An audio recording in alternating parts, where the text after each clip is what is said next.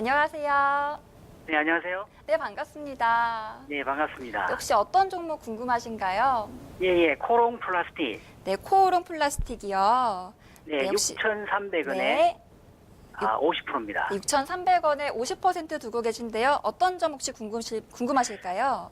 네, 이게 2018년도에 네, 김천에 공장을 한 3분기 때 완공한다 하는데, 네, 이게 증설 효과도 있고, 그 다음에 전기차 경량화, 예, 이제 관계도 되고 해갖고, 이게 보유를 계속 해야 되는지 아니면 네, 2018년까지 계속 들고 있을 수 있는데, 네. 어디까지 들고 가야 되는지, 예, 궁금합니다. 그래서 들고 가야 하는지 또 혹시 들고 갔을 때 어디까지 들고 가야 되는 건지 조금 궁금해하신 것 같아요.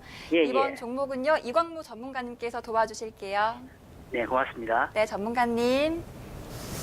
네, 안녕하세요, 시청자님. 네, 안녕하십니까. 반갑습니다. 이광무 전문가입니다.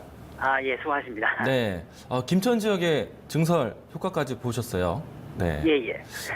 코롱 플라스틱이요. 지난해에 수주를 많이 따냈어요.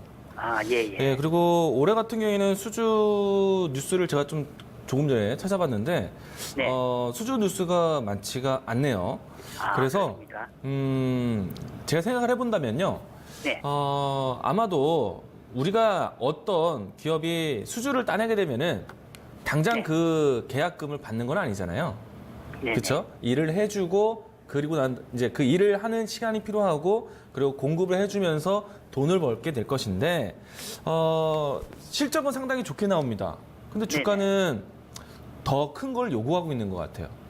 2016년도에 수주를 많이 따냈다는 기대감으로 주가가 올라왔고 그리고 그로 인해서 실적이 올해 탄탄하게 진행이 됐고 그러면 여기서 더 나가기 위해서 그럼 다음 실적을 위한 수준은? 이라는 질문을 주고 있는 것 같아요. 그래서 제가 생각했을 때는 제한적인 움직임에 빠져 있을 것 같다. 물론 코롱 플라스틱이 하고 있는 일 자체가 여러 가지 뭐 기계라든지 뭐 차량용 쪽으로 들어가는 소재를 플라스틱화로 바꾸는 차량 경량화라든지 아니면은 원가 단가를 낮추는 이런 효과를 내비치는 건 맞는데 네. 우선은 코롱 플라스틱이 수주에 대한 실적에 대한 흐름이 내년까지 이어지지는 않는다라는 생각이고요. 그래서 물론 이 실적에 대한 부분들이 더 늘어나야지 주가에 반영이 더 될 거라는 생각이 들기 때문에 아마도 이 추세가 만약에 지켜진다라면은 추세 추종을 해서 들고 가겠지만은 이 추세가 어느 제한선에 빠지게 된다라면은 박스권 형태로 진행될 수밖에 없을 거라 생각돼요. 네. 다시 새로운 수주가 나올 때까지 기다려야 된다는 생각이 들고 있고요. 또 추가적인 설명을 또 하나 더 새롭게 드린다면은 코롱 플라스틱이 이 플라스틱 소재 두 가지를 하고 있는데 그 중에 한 가지가 상당히 수출 비중이 되게 높아요. 예, 예. 예전에는 이 중국에서 이 화학 소재 같은 경우에 플라스틱 소재 같은 경우에 이 반덤핑에 대한 규제 이건 왜 하냐면은 중국 안에서 이 똑같은 제품을 만드는 자국 기업을 보호하기 위해서 그러니까 중국 입장에서 수입하는 우리나라라든지 아니면 다른 나라에서 수입하는 것들을 규제하기 위해서 딴지를 걸기 위해서 하는 것인데 이런 것들이 상당히 문제화가 되기도 했어요. 그래서 수출 비중이 높은 비중에서 물꼬가 터야지 이 종목이 조금 숨통이 트일 것 같고 그리고 실적에서 더 높은 성적을 요구하고 있기 때문에 내년에 대한 실적에 대한 기대치가 상당히 떨어져 있다고 생각합니다. 제 말씀 이해되시나요? 네네. 네. 그래서 주가 차트를 잠깐 또 보도록 하죠. 네네. 우선은 2016년도 때까지 수주가 상당히 많았어요. 그래서 주가가 어느 정도 반영이 되었다고 생각되고 있고요. 그 다음에는 이슈에서 이제 질적인 성장, 실적이 정말 좋았습니다. 그러니까 지난해 받았던 수주에 대한 실적이. 그런데 추가적으로 이 높이를 높아가기 위해서는요, 더 큰 수주, 더 큰 실적이 나와줘야 될 것 같아요. 그러니까 내년에 대한 실적에 대한 기대감이 어느 정도 제한적이다라는 생각이 들기 때문에 아마도 움직임이 나온다라면은 일정한 박스권 형태를 지내지 않을까. 밴드는 매수하신 가격대가 저점이 될 것 같고요. 그리고 최근에 올라왔던 가격대가 고점화되지 않을까 생각이 되는데 우선은 현재 위치까지는 추세가 무너졌다라고 보기 좀 어렵습니다.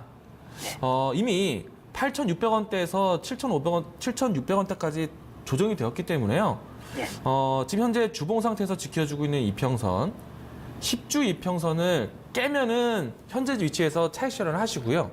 예. 가격적으로 본다면은 현재 올라온다면은 7,500원 정도 가격이 좀 되겠네요. 7,500원 가격대가 이탈한다면은 현재 수익에 만족하시고 다시 저점으로 내려왔을 때 이 종목을 그때 지켜보셔도 괜찮겠다. 그리고 차량 경량화에 대한 이슈는요 앞으로도 계속 나올 거예요. 그 뉴스 때문에 내내 끝날 때까지 두고 갈 수는 없고 주가가 그거에 맞게 어울리게끔 추세에 맞게 대응하시면 될 것 같습니다. 그러면 위쪽으로는 어느 정도까지 올라갈 수 있을까요? 올라온다라면요 일단 단기적으로. 박스권 밴드가 8,600원대에서 1차적으로 고점을 형성한 건 맞는 것 같아요. 네. 그래서 추세가 무너지지 않으려면 다시 재도전을 하겠는데 그때도 마찬가지입니다. 8,600원대 도달했다고 해서 무조건 파는 게 아니라 밑에서 올라오고 있는 10주 이평선 이 종목은요 정말 정직하게 주봉을 보시면 대응이 가능하실 것 같아요. 예, 예. 반등이 되었을 때 8,600원까지 왔을 때 분명히 이평선들도 따라 올라올 겁니다. 그때마다 익절가를 높이는 개념으로 대응하시면 될 것 같아요.